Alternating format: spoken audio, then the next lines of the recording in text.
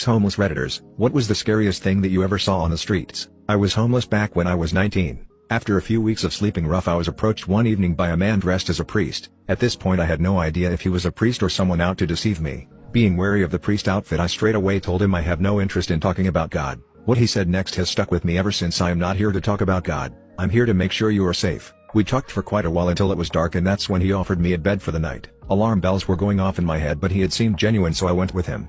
He drove me to a house in the suburbs and asked me to wait in his car whilst he spoke to someone. A few minutes later he returned with another man who offered to let me sleep in his garage for the night. Everything inside me was saying this is a bad idea, but I accepted as I had nothing left to lose. The garage was pretty standard: tools, workbench, etc., except in the corner there was a box spring and some blankets. There was a connecting door to the main house that the man told me he would have to keep locked during the night. He apologized but said he had kids in the house and couldn't take the risk. The priest asked if he could come by in the morning and speak to me, then went into the house. The man.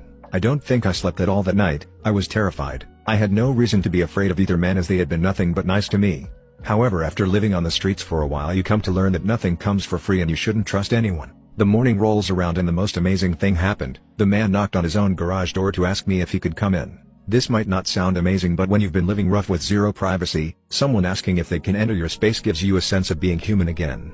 Someone actually respects you enough to ask your permission. I spoke with both him and the priest every day for the 7 weeks I slept in his garage. Between them they managed to get me into a subsidized efficiency apartment, got me a job, and helped me get my life back on track. That was over 20 years ago, and I will also be indebted to both of them. I still send Christmas cards to the man whose garage was my home and visited him 2 years ago for Thanksgiving. Sadly, the priest passed away a few years back, but I guarantee that if there is a heaven, he got fast-tracked in.